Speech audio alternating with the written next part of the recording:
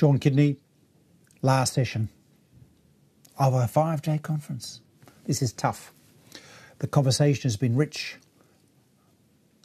Now we want to have a bit of a roundup. I've got a few speakers to join me, but first, let's just do the important part, which is to thank our sponsors. First, our global sponsor, JP Morgan, made a real difference in making this happen. Our other sponsors are also incredibly important. From Citi, and have a look at Val Smith's interview on the day one of this conference. The recording is available if you're registered. Moody's, Luxembourg Green Exchange, Ping An Asset Management of China, Credit Suisse, Refinitiv, BNP Paribas, IHS Markit, Allianz Bernstein, FSD Africa, and the others. And thank you, Mizuho, for the Japanese translation that is available today, which takes me to housekeeping. Japanese translation is available today. If you click the headphone button, and you'll get other languages, Spanish, Mandarin, French, and Portuguese as well. Use the Q&A button if you want questions, and network, folks. Network, make contacts. We will answer, our team will answer questions in the networking pages, but you can also meet others. Today, to finish off this session, we've brought a few friends. First, Lydia Harvey, who's a senior ESG Nous avons Lydia Harman, qui est chef DSG. Nous avons ensuite quelqu'un que je vais travailler en premier lieu avec cela et qui est très très bon. Jackie Morgan, vous avez beaucoup de chance de l'avoir. Nous avons la chance de l'avoir avec nous aujourd'hui. Nous sommes très heureux d'avoir Lydia parmi nous. Et nous avons également Bertrand Millot, qui est vice-président de la gestion du risque et de revenus fixes et responsables des enjeux climatiques auprès de CDP, le fonds de pension publique de la province du Québec. Également, CDPQ a fait des investissements en Inde également. De grands investisseurs en Inde, par exemple. Nous avons également Chris Atkinson, gestionnaire de portefeuille de Fidelity International dans le secteur des gestions de fonds, de charbon et ainsi de suite. Et le climat, la durabilité. Et Chris s'occupe un peu des titres les plus importants et c'est une des personnes qui travaille dans ce domaine il y a plus longtemps. Et merci donc beaucoup aux 3 membres de cette table ronde qui sont avec nous. Nous avons eu une journée assez chargée, comme vous le savez. Juste pour récapituler très rapidement, nous avons démarré aujourd'hui avec Nathan Fagan, responsable des investissements, Prince for Responsible Investment. Nous avons parlé de méthodologie. Nous avons également eu parmi nous les représentants de la Commission européenne. Nous avons parlé au sujet des opportunités de l'industrie d'hydrogène, de tous les secteurs ayant trait à l'énergie. Nous avons également parlé nous avons eu un entretien avec Nigel Top et aussi une session vraiment très, très positive au sujet du transport, du bâtiment et de l'agriculture. Nous avons parlé un peu aussi de l'évaluation des stratégies entrepreneuriales. Et en ce moment, nous avons passé toute la journée à parler du sujet de la transition. Je pourrais commencer par vous, Chris. Vous nous avez parlé de l'importance de la transition il y a très longtemps. Ce que m'intéresse de savoir, c'est quelles sont les implications des conversations que nous avons eues tout au long de la journée aujourd'hui et ce que cela voudrait dire pour les gestionnaires de portefeuille. Et qu'est-ce que les personnes devraient savoir de sorte à s'intéresser et s'impliquer davantage. Pour commencer, bien, Sean. Tout d'abord, je voudrais féliciter la conférence fantastique en 5 jours. C'est vraiment impressionnant de pouvoir parler sur les finances et aussi toutes les conversations. Vous avez été présent, vraiment une vigueur extraordinaire que vous avez démontrée. C'est vraiment une énergie extraordinaire. Et nous avons eu des débats très intéressants aujourd'hui. Et un point principal qui a émergé de tout cela, c'est le grand optimisme que nous avons vu ici. Et pour sortir un petit peu de cette situation de tristesse et de dépression que beaucoup de personnes ressentaient à cet égard, je vois un fort optimisme et les personnes qui sont ici, les participants de cette conférence, en effet, sont les gestionnaires, ce sont les personnes qui gèrent les capitaux. Nous parlons de capitaux réels. Et donc, un point qui est intéressant que pour les investisseurs sachent, c'est que la première session de la journée, nous parlions de l'importance de la façon de financer la transition avec confiance. Et nous avons également parlé comment travailler avec différentes institutions, la CBI entre elles, et comment ces institutions s'efforcent à aider les investisseurs et à établir une crédibilité auprès du secteur. Ceci est très important et euh, notamment par rapport à tout le travail que nous faisons. La première session de la journée m'a interpellé dans le sens où nous avons le rôle ou de tous les outils que nous avons à notre disposition. Et si j'étais investisseur sans connaître cette filière, je pourrais me sentir un peu perdu parce qu'il y a tant d'outils. Mais il est important que nous puissions définir une, euh, une voie pour définir les pratiques du marché, savoir exactement ce qu'est une transition véritable et ce qui n'est pas une transition véritable. Le deuxième élément que je voudrais mentionner est quelque chose que je pourrais même parler très longtemps, de comprendre qu'il s'agit d'un processus. Nous parlons d'un scénario. Donc, un point important qui a été mentionné sur le rapport qui a été diffusé aujourd'hui, et vous avez mentionné aussi lors de la dernière session, c'est qu'aucune filière ou organisation peut être laissée à la traîne vis-à-vis de cette transition. Ce point a été vraiment très clair quand nous avons parlé d'hydrogène plus tôt et aussi sur la session de transport, d'agriculture et de bâtiments, certains actifs qui puissent être considérés peut-être obsolètes aujourd'hui, peuvent être très importants de sorte à permettre l'accélération vers cette transition. Vous avez laissé ça très clair lors de la dernière session, comme on s'occupe très souvent de redirectionner et se laver les mains, mais de dire non, ça, ce n'est plus mon problème. Non, pas du tout. Ce sont vraiment les deux premiers éléments que je voudrais mentionner, mais j'aurais pu parler des heures et des heures. J'ai beaucoup de notes que j'ai prises ici, mais je voudrais donner l'occasion aux autres membres du panel pour pouvoir s'exprimer également. Merci beaucoup. Je passe maintenant la parole à Bertrand. Nous savons que c'est un sujet très important. Quelques mots à propos du CPQ.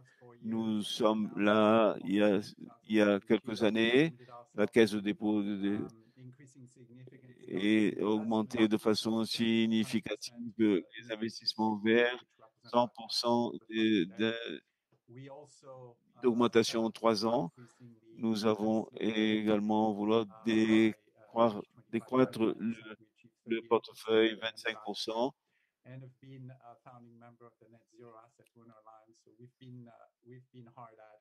Nous avons atteint 38% l'année dernière, plus que ce dont nous avions comme au but. Et je dirais que la question de la transition, c'est que nous avons cette idée que le secteur financier doit faire quelque chose. Ça, c'est sans aucun doute quelque chose d'essentiel. Mais c'est important aussi de laisser clair qu'il y a des opportunités d'investissement et des risques également. Cela est vrai, mais il nous faut avoir plus d'informations à cet égard et également avoir un peu plus de clarté, de responsabilisation, de redevabilité par rapport à tout cela. Et Chris, vous nous avez parlé un petit peu de la quantité de carbone au sein du portefeuille, mais aussi le volume dans ce portefeuille. Donc, nous ne devrions pas oublier que l'énergie éolienne est verte, mais les turbines éoliennes dépendent de l'acier. Et si cet acier n'est pas fabriqué de la manière correcte, s'il dépend par exemple du pétrole pour sa fabrication, à vrai dire, nous aurons un impact de carbone de toute façon assez important.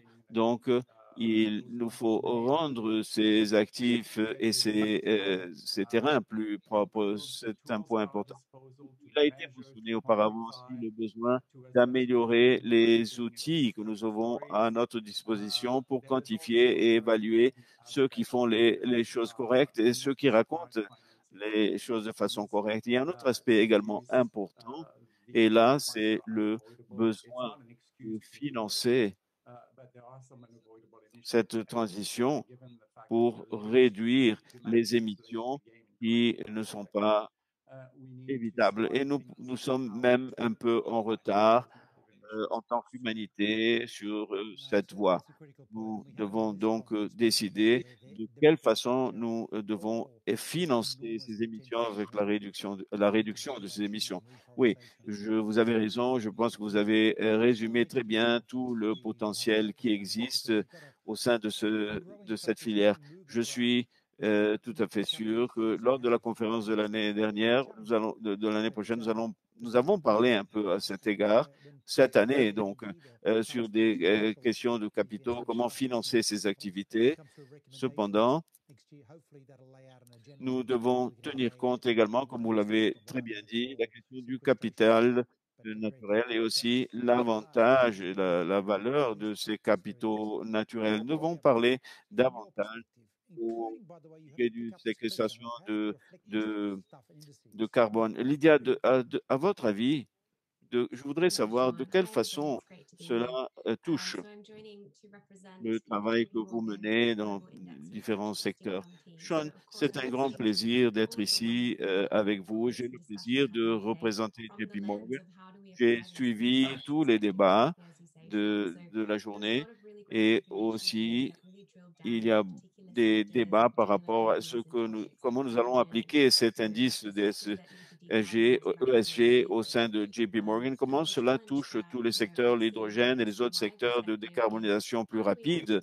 Et à mon avis, nous devons nous poser la question de quelle façon nous utilisons ces instruments, les données qui sont à notre disposition à une échelle suffisante, notamment dans les marchés émergents, de sorte à élargir notre couverture. Ce que nous faisons au sein de notre équipe de recherche. Nous avons l'intention de couvrir toute la classe des actifs dans lesquels on peut investir sur les marchés émergents de titres souverains, de titres privés. Très souvent, c'est difficile d'obtenir les données pour appliquer la transition au sein de ces marchés, dans ces filières. Mais par ailleurs, l'aspect le plus positif, avec beaucoup de responsabilités également, nous avons le devoir d'analyser et cela auprès des investisseurs. Nous avons le pouvoir de diriger ces capitaux. Cela va rendre plus faisable une transition plus vite à une échelle supérieure. Donc, comment nous pouvons utiliser ce que nous avons appris, ce que nous savons déjà aujourd'hui, de sorte à générer et de provoquer ces changements. Un point très important qui a été dit aujourd'hui, je pense que c'est Anna de CDI qui a dit cela, quelque chose de très simple, mais qui est réellement, j'ai gardé cette information. Lorsque nous analysons les différents secteurs, on ne parle pas tout simplement d'investir dans ce qui est mieux, le best in class, mais nous parlons d'investir. Lorsque nous parlons de transition, ce n'est pas tout simplement de choisir un type d'actif qui est le meilleur. La question, à vrai dire, c'est l'entreprise ou les actifs, est-ce que le secteur s'améliore? Nous pouvons prouver qu'il y a une voie de transition qui est suivie et j'estime que si nous voulons investir dans un secteur ou dans une entreprise qui a un historique d'utilisation de charbon, cela pourrait ne pas avoir du sens en ce moment. Mais si vous analysez la trajectoire de cette entreprise ou de cette filière, cela va prouver qu'elles sont en effet en train de faire une transition, ce qui va impliquer plus de transition et va nous mettre sur la bonne voie. Mais il y a un point que je voudrais mentionner qui a été très intéressant, ce que Nigel Topping nous a dit que je vais garder dans mon esprit, c'est qu'il s'agit de l'atténuation, de réaliser la transition, de décarboniser, mais également que ce soit le chemin vers l'adaptation et la résilience. C'est quelque chose à laquelle nous devons penser, comment nous pouvons intégrer ces concepts d'adaptation et de résilience à notre indice. Nous ne parlons pas tout simplement d'atténuation, mais également nous devons comprendre quels sont les pays, plus particulièrement, qui font face aux risques les majeurs et de vulnérabilité en ce moment. Un dernier point à cet égard, c'est que nous devons évaluer sur la base de notre indice les pays qui ont subi le plus, qui ont souffert le plus par rapport aux événements, qui ont perdu beaucoup de vies. En 2018 a été la première fois où l'Allemagne, qui faisait partie de ce groupe des 10 pays qui avaient souffert le plus par rapport au changement climatique. C'est un des pays les plus développés du monde.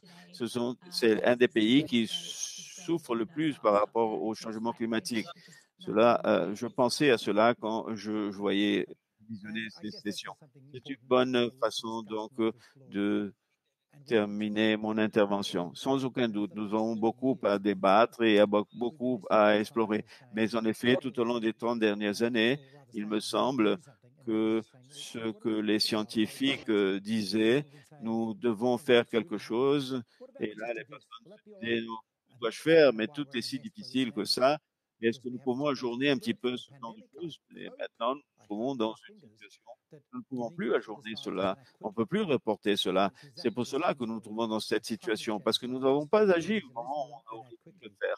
Et la pandémie est là pour prouver cela. Le changement climatique a déjà démarré et nous devons agir très rapidement. Et ce n'est pas toujours facile de faire cela. Nous avons tous travaillé très dur pour assurer que de pouvoir avoir affaire à ces changements, de rechercher des investissements qui peuvent être un déclencheur pour la transition, peut-être pas d'une façon linéaire pour la mise à la disposition du portefeuille. Donc, je voudrais savoir ce que vous faites de sorte en manière de traçabilité pour ces investissements verts. Nous avons suivi cela. Nous voulons savoir ce que vous faites à cet égard pour parler à vous, avec vos investisseurs au sujet des risques.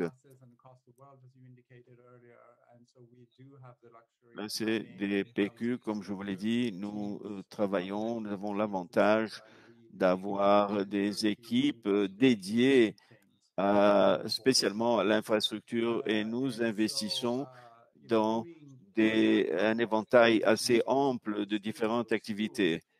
Et de cette façon, dans ce contexte, et grâce à ces outils qui sont à notre disposition, il est relativement facile pour nous d'investir dans des actifs verts. Et nous sommes l'un des développeurs de turbines éoliennes offshore, un des plus grands investisseurs renouvelables. Et c'est un des outils qui ne sont pas disponibles à tout le monde. Nous sommes dans une très bonne position, très positive, parce que nous avons cela à notre disposition. Ce ne sont pas tous les outils qui sont accessibles. Et cela s'applique également aux bâtiments verts. Il y a certains pays qui font déjà des efforts dans ce sens afin de développer, de construire des panneaux verts et de remplacer les structures des équipements de chauffage qui n'étaient pas adéquats. Et nous avons également des investisseurs avec nous qui, au niveau de l'énergie thermique, nous utilisons notre influence auprès des investisseurs et également auprès des régulateurs pour assurer que ces nouveaux équipements de chauffage ne dépendent tout simplement du gaz, mais des énergies renouvelables pour qu'ils puissent fonctionner. Et nous essayons de développer des réglementations auprès des gouvernements fédéraux et des gouvernements locaux pour mettre en place cela, pas seulement avec les investisseurs, mais nous travaillons également auprès des gouverneurs, des gouvernements et ceux qui élaborent des politiques publiques. Et les gouvernements ont un rôle important à jouer vis-à-vis de cette trajectoire. Nous avons donc posé la question, que se passe-t-il par rapport au prix de l'électricité et la disponibilité d'énergie électrique? Et ça, c'est un des points. Mais nous nous concentrons et nous changeons un petit peu ce point de vue et nous nous intéressons de plus en plus de quelle façon investir dans des activités qui ne sont pas sales et qui doivent, ou plutôt sales, qui doivent réaliser cette transition, comme les secteurs dont j'ai parlé auparavant.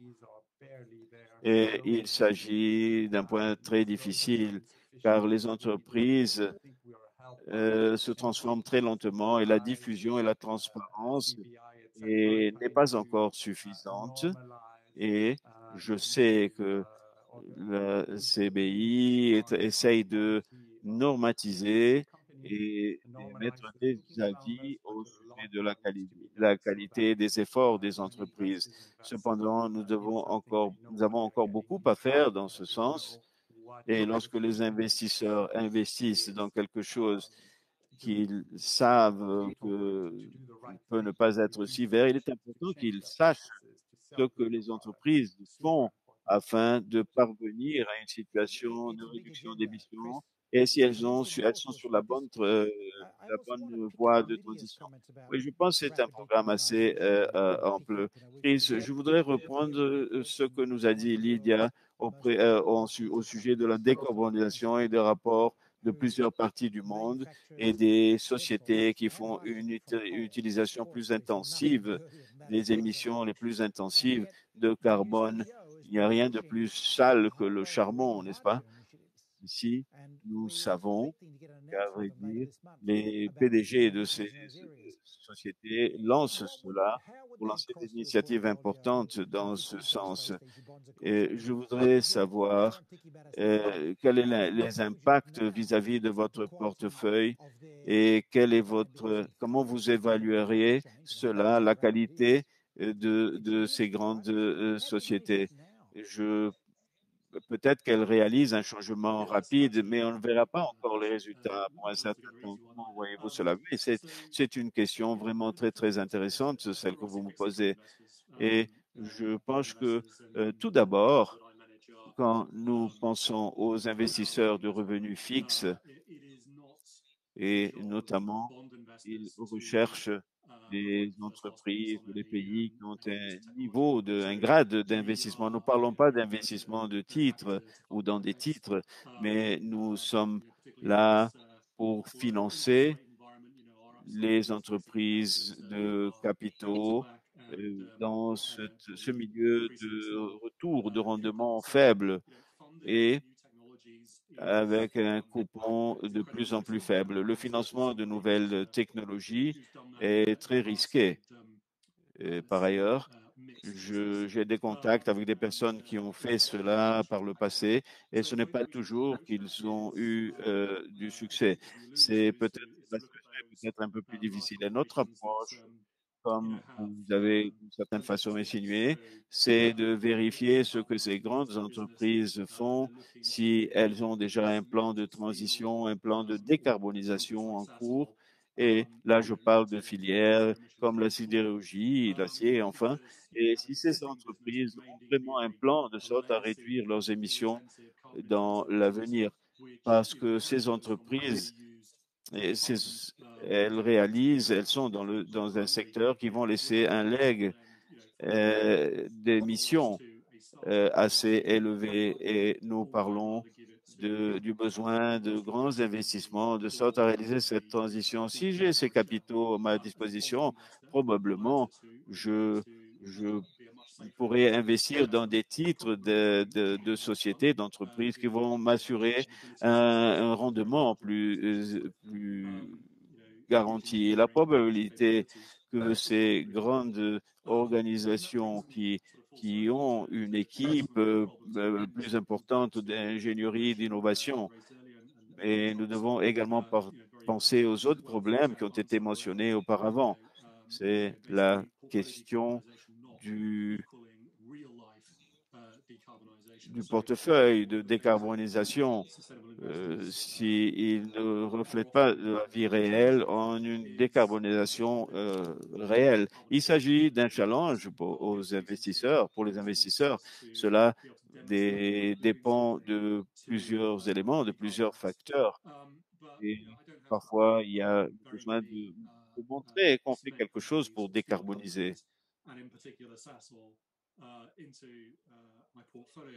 Nous avons parlé d'entreprises, d'usines de ciment, du secteur sidérurgique et très souvent, ce sont de petites entreprises. Il n'y aura pas de fort impact, mais ce sont de grandes entreprises. L'impact concernant l'empreinte de carbone mondiale sera différent. Nous devons penser aux conséquences parce que il faut vraiment pouvoir dormir la nuit. Si on pense disons, à la qualité de son portefeuille et ça n'a rien à voir avec la décarbonisation. Et c'est vraiment une question de ceci. Il faut que notre capital rende et c'est une question qui est importante pour nous.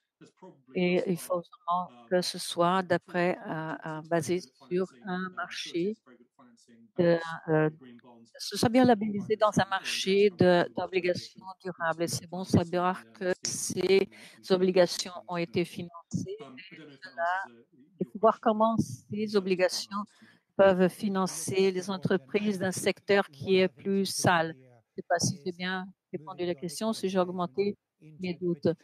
Ça a été justement une des questions clés ici.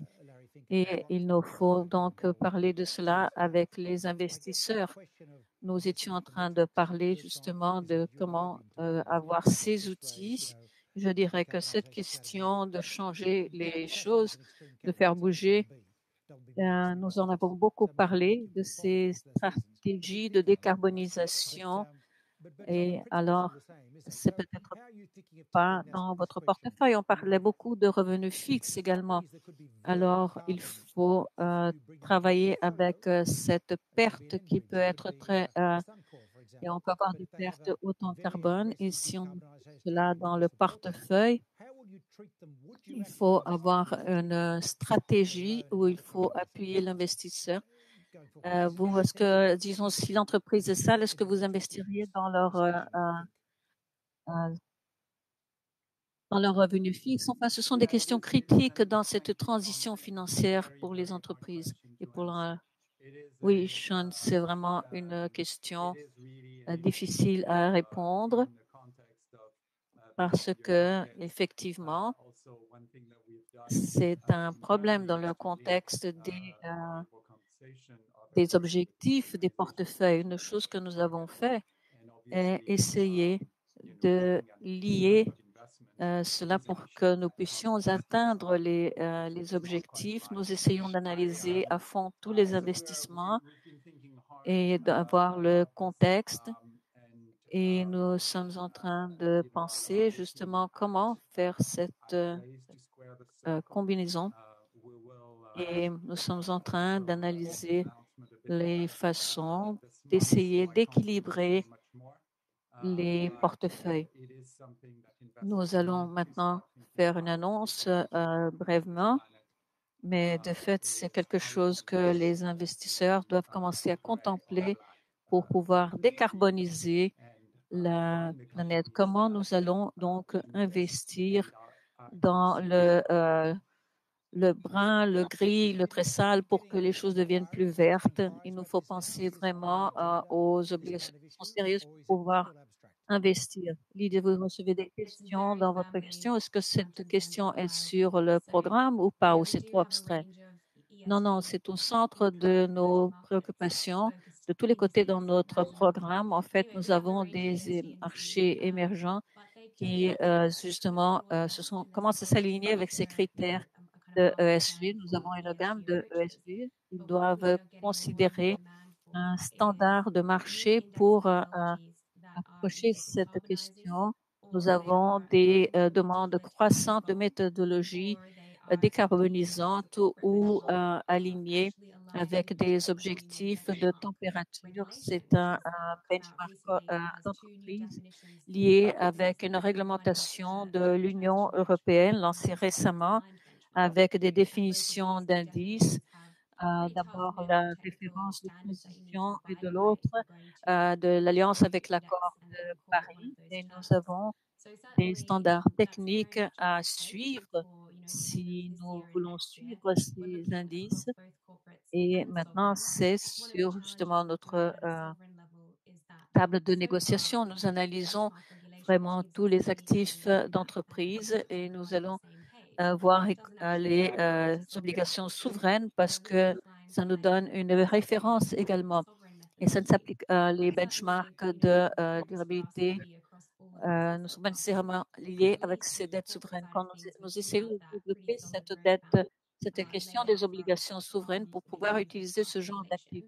Nous avons une feuille de route solide qui a été présentée par la réglementation des feuilles de route d'Europe et il y a des indices dans le marché par rapport aux actions de capital propre et nous voulons offrir cela à nos clients de revenus fixes. Et le défi est comment justement atteindre ces standards techniques minimums pour la transition climatique des benchmarks quand nous sommes concentrés sur le marché énergétique. Et c'est très important d'avoir des entreprises qui aient des objectifs basés sur la science ou alignés avec l'accord de Paris. La question fondamentale est comment utiliser cela. Nous sommes encore en train d'investir dans des entreprises de capital fermé, enfin pas cotées en bourse. Alors, il faut revenir sur les données de base. Comment utiliser ces données pour faire un travail sur ces émissions de carbone? Comment nous pouvons travailler pour atteindre ces standards techniques minimums pour pouvoir décarboniser? Je peux lister tous les défis, mais pas toutes les solutions. C'est très nouveau encore. Il nous faut vraiment réfléchir beaucoup à cela. Bon, c'est une bonne nouvelle que nous parvenions à travailler sur cela et je voudrais vous poser d'autres questions également. La question des obligations souveraines sont très importantes et bien sûr,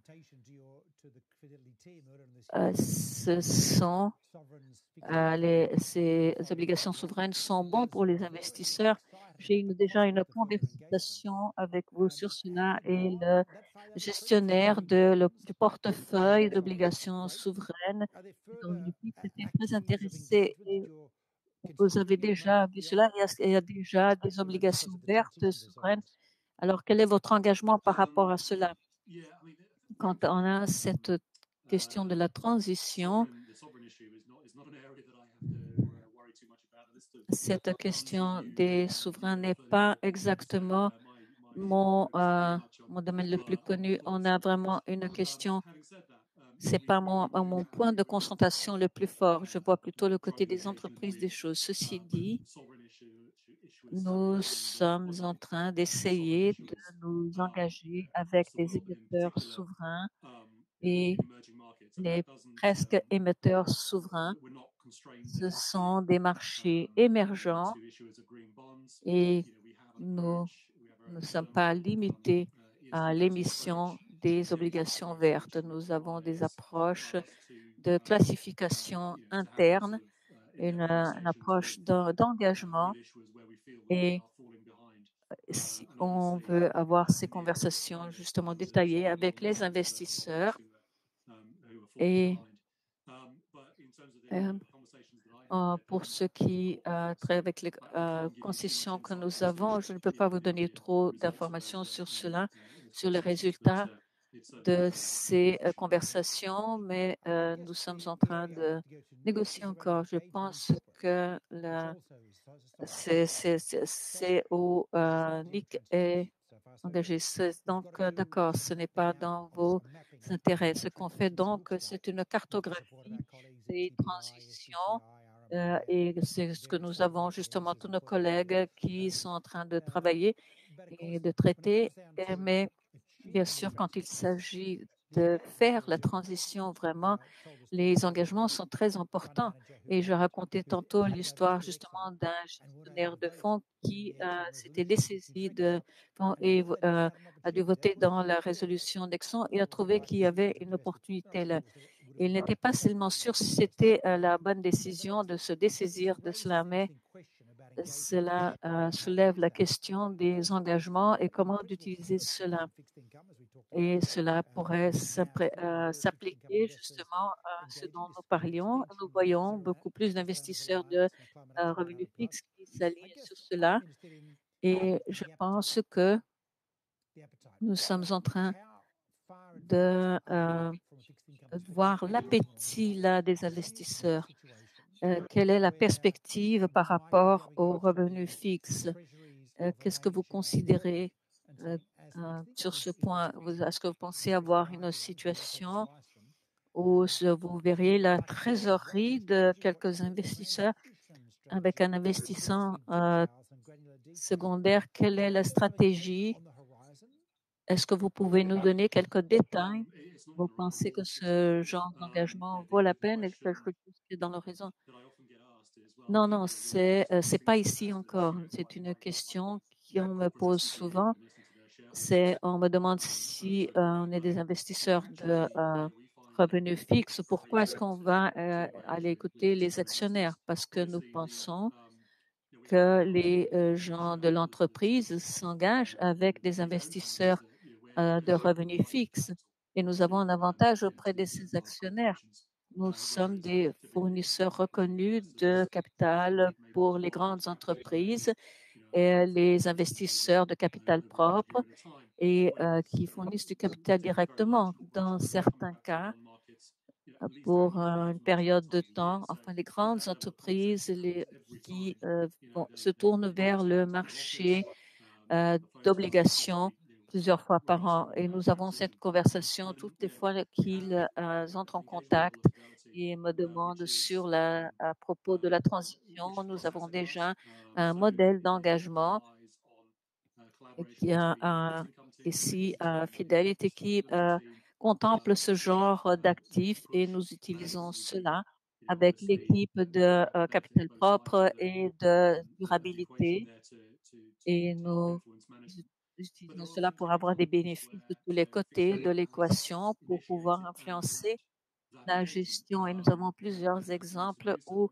le revenu est fixe et il y a cet engagement qui, nous avons donc fait cela, l'inventaire des obligations liées à la durabilité, les SLB qui ne sont pas toujours très clairs par rapport à leurs objectifs. Et ce que nous avons découvert, c'est que les SLB sont un véhicule fantastique pour s'engager avec les entreprises. Ils ont des engagements contractuels à offrir des informations sur leurs émissions. Nous prenons cela très au sérieux et ils doivent nous dire également comment ils vont atteindre ces émissions. Ils ont des rapports détaillés, ce qui nous donne l'opportunité de dire c'est merveilleux, j'ai beaucoup aimé votre plan, vous êtes sur le chemin correct, mais pourquoi est-ce que vous n'avez cet objectif BTI? Pourquoi est-ce que vous n'êtes pas aligné avec l'engagement de 1,5 degré, etc. Et ces conversations ont lieu presque tous les jours, avec beaucoup de fréquence.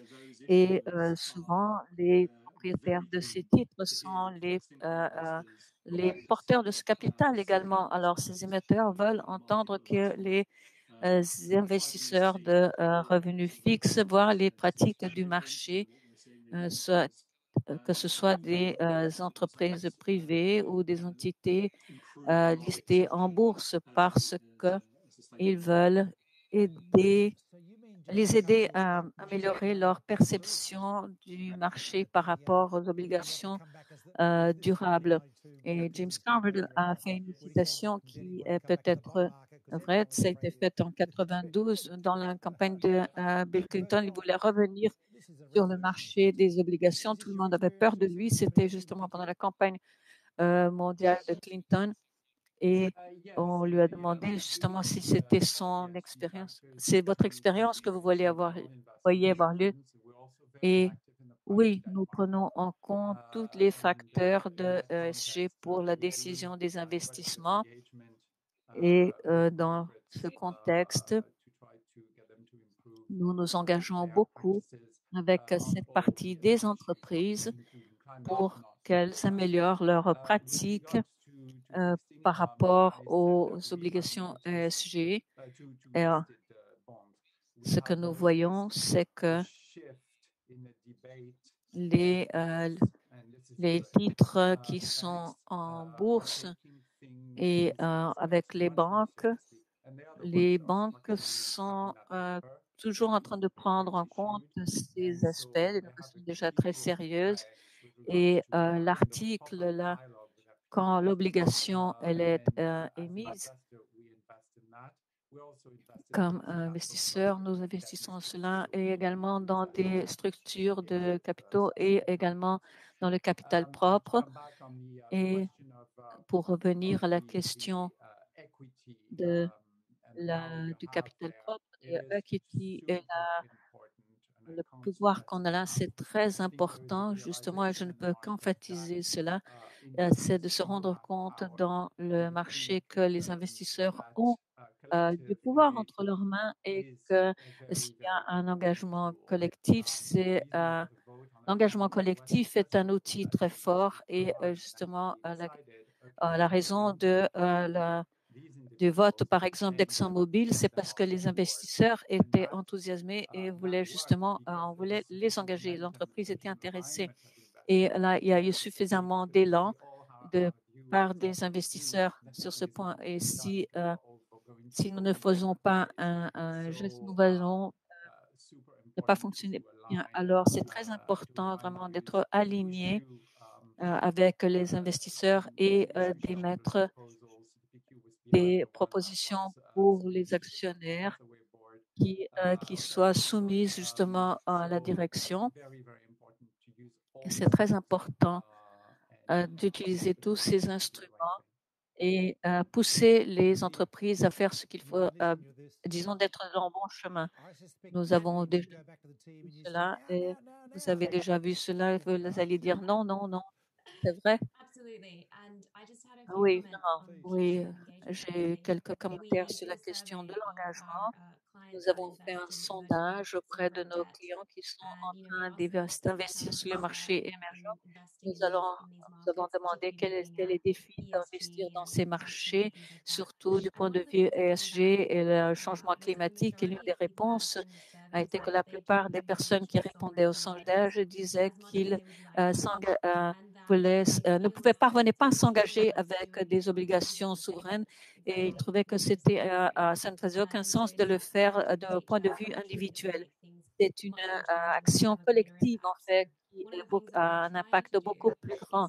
Alors, l'une des choses que nous essayons de faire, c'est d'être un conduit, en quelque sorte, pour aider ces investisseurs et mettre justement ces obligations souveraines sur la table et les démos et pour essayer d'amener nos investisseurs et nos clients justement pour essayer de les mettre en contact pour obtenir plus d'informations justement sur les obligations vertes pour qu'ils puissent justement faire et nous essayons justement de les aider dans leur contribution.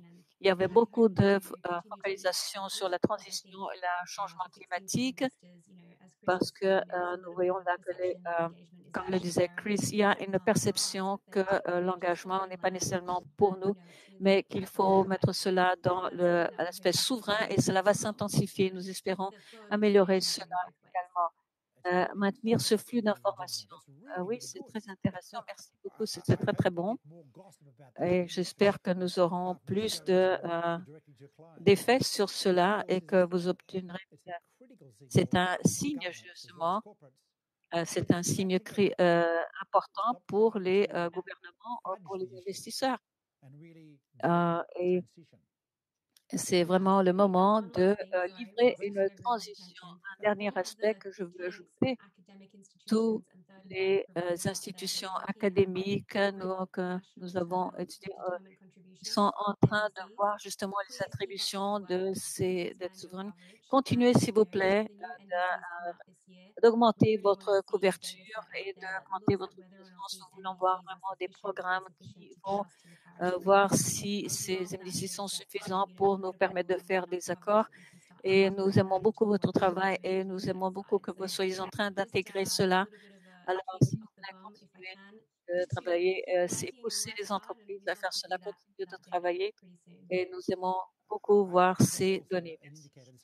Je pense qu'il s'agit également d'un indicateur justement de l'extension où cette transition commence à se faire, mais ce n'aura pas lieu si à moins qu'on ait beaucoup d'insistance de part des investisseurs, des éditeurs et beaucoup de collaboration entre les diverses entités. Et j'espère que nous aurons vraiment une collaboration qui soit productive. Il faut expliquer vraiment au gouvernement qu'ils n'ont pas besoin de tout financer. Les investisseurs vont participer, ils veulent participer et il faut vraiment faire entrer les MDB pour montrer que c'est structurable et finançable. Et là, on aura beaucoup d'investissements. Mais cela va faire les MDB vont se multiplier. Et ça, on était en train de parler justement des BRICS hier et il faut les rendre ces intérêts plus verts pour pouvoir financer justement ces obligations d'une façon qui soit productive. Enfin, il nous faut améliorer cet engagement des banques et beaucoup doit être fait dans ce sens. La collaboration est un élément clé et je dois dire que dans le monde occidental, les propriétaires les porteurs des actifs fonctionnent parce qu'ils sont vraiment au sommet de l'arbre des investissements. Alors, il faut vraiment agir, demander. Nous avons des gestionnaires de fonds comme Fidelity qui peuvent répondre avec eux. Alors, Bertrand, qu'est-ce que vous voulez? Qu'est-ce que vous diriez ou conseilleriez à tous ceux qui sont en train de faire attention sur comment faire des progrès sur cette question comme propriétaire d'actifs et quels sont les arguments, quelles sont les questions que nous pouvons poser pour utiliser un capital thématique? Est-ce qu'il y a un message final que vous direz? Je dirais que c'est une tâche herculéenne qui est c'est compliqué de mettre en pratique ce genre de changement, mais il nous faut commencer. Alors, commencez, apprenez, formez-vous, établissez des objectifs parce que c'est une façon intéressante de concentrer. Et si c'est des émissions zéro, c'est encore mieux, mais si vous ne voulez pas aller dans cette direction, d'accord, mais établissez des objectifs de toute façon et là, ayez les instruments nécessaires pour mobiliser la partie de la formation, l'éducation. Cette partie de formation est très importante. Utilisez votre pouvoir pour faire cela. Ces MDC sont très importants, mais il faut que les gouvernements établissent également le scénario au niveau macro pour vraiment établir des indices qui soient corrects. Donc, comme on l'a dit tantôt, les prix, les tarifs d'alimentation, les prix énergétiques.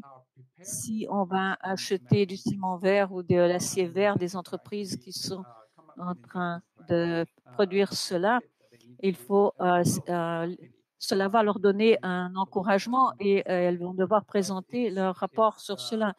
Et cela va devoir être fait. Disons, le monde doit rendre cela réel. Il faut aller au-delà des objectifs et il faut vraiment partir sur le terrain pour que les choses soient faites à un niveau industriel. C'est très bon.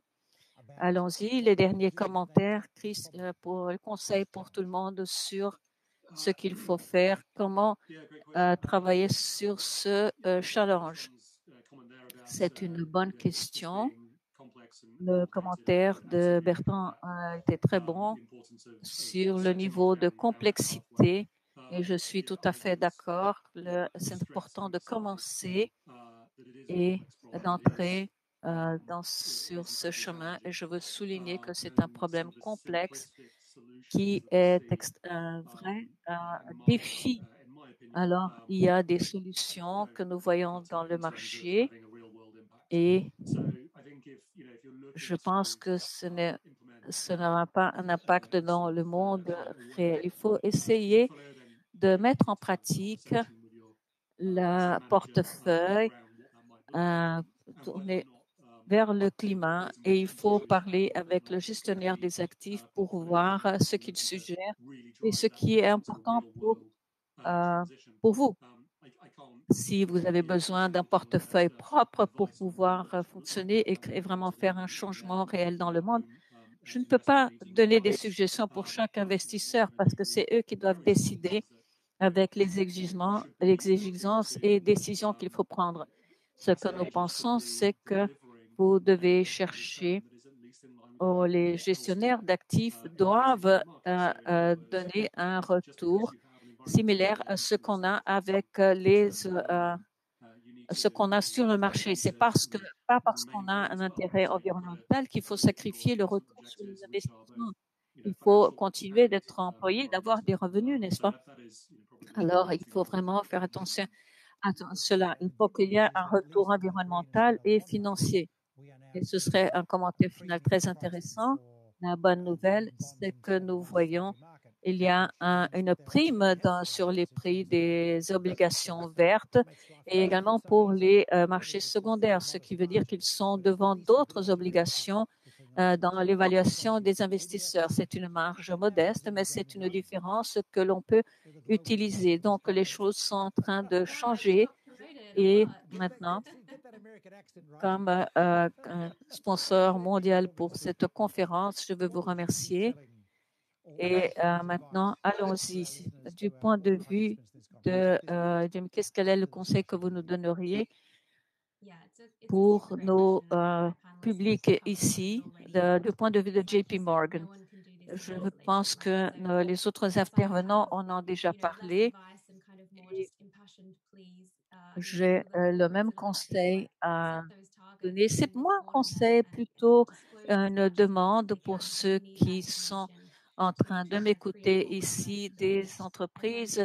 Déterminez vos objectifs parce qu'il nous faut avoir ces objectifs et ces indices pour pouvoir créer cela. Ceux qui fournissent des données continuent à travailler sur les nouvelles technologies pour l'approvisionnement des données, continuer de penser comment on peut interagir entre les marchés émergents et pour tous ceux qui pensent pour nos clients et les gestionnaires des actifs et les porteurs d'actifs sont pensés à appliquer sur les transitions, continuer d'essayer de voir justement comment faire cela et développer ces intentions. C'est technique, c'est difficile, même si c'est difficile, continuer d'essayer et continuer à nous donner des indices parce que c'est nous appuyer parce que c'est la demande qui va nous mener de l'avant. Nous avons un plus grand nombre de personnes qui nous entrent en contact avec nous, qui demandent des benchmarks sur le climat. C'est dont nous avons besoin parce que c'est très important pour les conversations que nous avons sur ce sujet. Nous voyons cela tous les jours et j'espère que ça va continuer d'augmenter et que cela nous mènera de l'avant pour nous rappeler justement de ce qu'il faut faire. Quels sont les produits pour essayer donc d'essayer de travailler cela. Merci. Résoudre ce problème. Merci beaucoup. Merci beaucoup, Chris, Bertrand et Lilian. Nous avons maintenant un grand travail devant nous. Nous avons de bons conseils pour tous et ce que je veux dire, c'est que depuis la présentation du président Xi Jinping, nous avons justement ce changement de la Chine pour la décarbonisation jusqu'à 2060. Tout le monde se demande quoi faire et comment parvenir à ce même genre de résultats. Et on dirait justement maintenant qu'on a des feux d'artifice partout. Alors, qu'est-ce qui se passe? On se demande vraiment. On a ces institutions dans le secteur financier et qui commencent à bouger. Et alors, on n'a qu'à faire justement la répétition de cela dans les banques, dans les investisseurs, les émetteurs, dans tout ce domaine. Nous avons vraiment quelque chose de très spécial cette année avec le résultat des objectifs pour 2030, l'impact du changement climatique et même le résultat pour montrer que c'est un marché qui peut donner des revenus durables et des retours durables. Pour paraphraser Chris, les choses sont en train de changer, mais il faut encore changer encore plus vite. Et nous avons donc ce défi devant nous qui est énorme. Et dans le marché des obligations durables, des titres durables, nous parvenons à ce trillion. Je veux parvenir à 1 trillion d'émissions totales l'année prochaine qui vont aider les portefeuilles justement de Lydia, de Bertrand. Nous avons un marché dépendant devant nous. Il faut vraiment faire des progrès dans ce sens. Il nous faut faire des progrès dans ce marché également des titres souverains. Nous avons donc beaucoup de chemin à parcourir devant nous et c'est important de voir que les solutions sont là. Nous avons vu cela dans cette conférence, qu'il y a beaucoup de choses qui sont disponibles. Les changements sont très rapides et ce sont les changements dont nous étions en train de parler. Nous ne parviendrons pas à faire cela et avoir les classifications A1 sans un effort joint. Nous avons pour l'instant des qualifications bébé et il nous faut avoir l'appui de tous du secteur public, les banques, les développements et d'autres qui offrent justement des crédits pour les gouvernements et de nouvelles politiques pour que nous puissions nous entraider mutuellement dans ce chemin. Nous avons plusieurs outils que nous pouvons utiliser pour construire cette nouvelle société plus durable. Ce n'est pas si difficile que ça. Nous avons donc des espoirs. Nous avons vu beaucoup de choses dites sur l'assurance du gouvernement pour l'infrastructure verte aux États-Unis. Nous avons vu John Morgan qui parlait hier que le secrétaire du Trésor américain, que le gouvernement était en train de saisir cette opportunité en amenant les investisseurs avec eux. Et maintenant, il nous faut changer. Nous savons que nous avons le capital pour le faire. Nous avons vu les chiffres. Nous savons que les marchés de titres sont plus grands que jamais et que le futur continue de suggérer que ces taux vont se maintenir en baisse et que nous devons donc reconstruire le capital du monde. Nous avons le capital disponible pour le faire et il nous faut vraiment réaliser ce changement et c'est le travail de leader justement pour que nous puissions parvenir à faire cela, faire ces changements et nous avons quelques travaux à être faits. Et j'ai écrit, c'est Bertrand, il faut que vous pensiez à cela, qu'est-ce que vous devez faire et faites-le en pensant aux stratégies qui ont été présentées pour que nous puissions changer justement la façon de faire et le CAPEX et que nous puissions voir comment nous pouvons travailler ensemble dans cette alliance jointe pour le zéro carbone et dans Climate Action, Ranger Plus, et pour que toute la société, pour que toute cette structure parvienne à changer de façon à ce que nous puissions vraiment avoir des retours durables pour un futur durable. C'est une tâche très importante. Il ne s'agit pas seulement de changer les portefeuilles, nous ne parviendrons pas à faire cela, il nous faut donc tout seul, il nous faut joindre les mains et travailler ensemble parce que ça va vraiment mener à plus, ça va donner plus de travail pour maintenir à flot ce marché et il nous faut donc travailler dessus, travailler énormément pour pouvoir repenser notre structure d'une façon intelligente et penser comment nous pouvons faire ces investissements. Enfin, et comment pour que Fidelity et d'autres puissent investir et approvisionner, justement obtenir les retours qu'ils veulent. Et c'est un travail justement pour les investisseurs et les banques. Il nous faut donc pouvoir faire beaucoup de ces affaires. Et les banques de développement, nous avons besoin de vous pour que vous exerciez votre rôle de leadership et que vous ayez ces risques qui vont montrer la tolérance du capital pour les investissements verts, ce qui ne va pas avoir lieu du jour au lendemain. Et il nous faut beaucoup d'appui, il nous faut beaucoup d'appui des banques. Nous avons plus de 100 banques de développement qui travaillent et nous avons donc ces ressources en capital. Et nous avons un partenariat avec BNDES et Nous avons toutes les autres banques et nous avons donc cet investissement pour le futur. Et la vérité est, le changement climatique a vivre les effets de ce changement climatique et nous voyons cela commenter affecter les bilans des gouvernements et nous allons avoir des pandémies tous les ans et nous avons des prévisions de pandémies régulières. J'espère que nous n'aurons pas tous les autres risques que nous avons déjà vus s'étendre cette année. Il nous faut donc avoir cet argent disponible pour restauration, pour la récupération et que nous puissions assurer que nous allons changer la situation, ne va pas devenir une Somalie ou une Syrie. Comment pouvons faire pour assurer que ce capital va être alloué? Il faut donc avoir des partenariats et il faut donc avoir cette alliance avec les personnes et c'est nécessaire. Et il nous faut penser aux politiques, justement aux politiques et voir comment nous pouvons faire en coopération avec les autres. Et nous avons encore beaucoup plus à faire. L'échelle doit augmenter et il nous faut penser à l'hydrogène, comment nous pouvons faire justement cette pause et nous devons donc faire cet effet. Sinon, nous n'allons pas atteindre les objectifs que nous désirons atteindre et IPCC a dit que nous devons avoir une chance d'offrir un futur durable pour nos enfants et nos petits-enfants et pour cela, il nous faut réduire les émissions en 30%. Et le rapport des émissions zéro a déjà dit que ce sont pour l'énergie et ce sont des décisions difficiles qui sont maintenant nécessaires et que nous allons prendre et nous allons mettre les mains à la pâte et nous allons faire cela. Et nous avons besoin de faire cela très rapidement et c'est l'opportunité pour le faire. Et nous avons donc ça va être la plus grande stimulus dans l'histoire. Nous avons donc cela, la chance de rendre cela un boom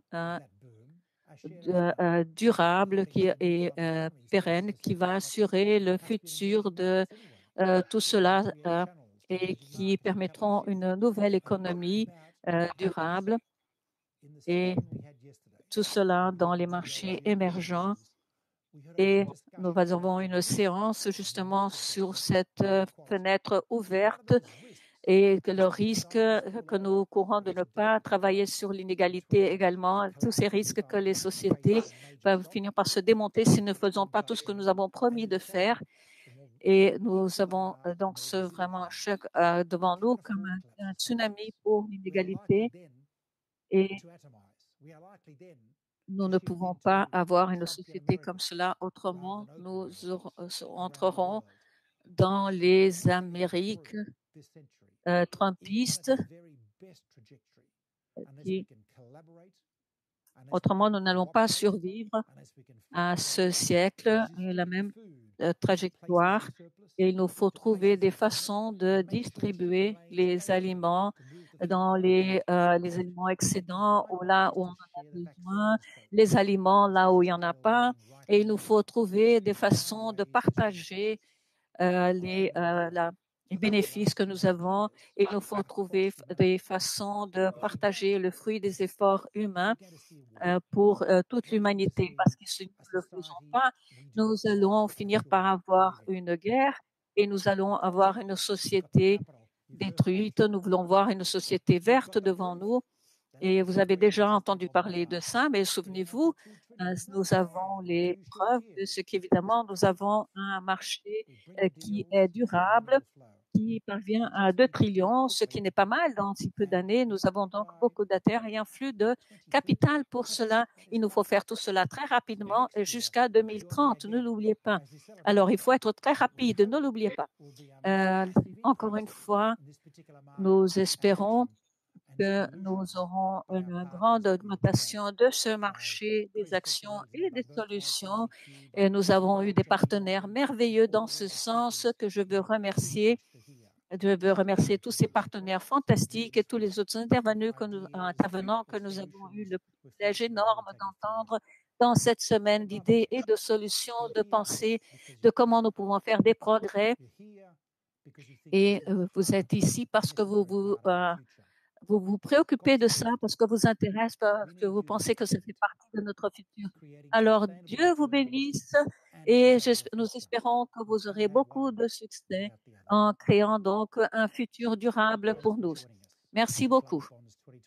Merci encore une fois pour tout et pour participer de cette conférence de Climate Bond 2021.